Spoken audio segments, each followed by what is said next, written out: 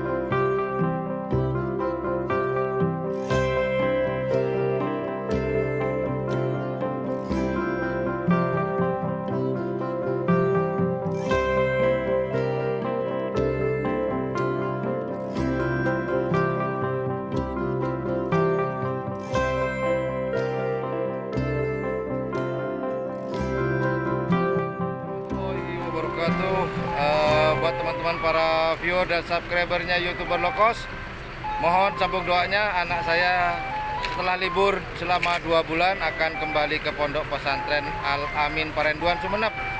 Nah, buat teman-teman mohon sambung doanya, semoga ilmu yang mereka dapatkan semoga berkah dan bermanfaat juga buat teman-teman yang lainnya.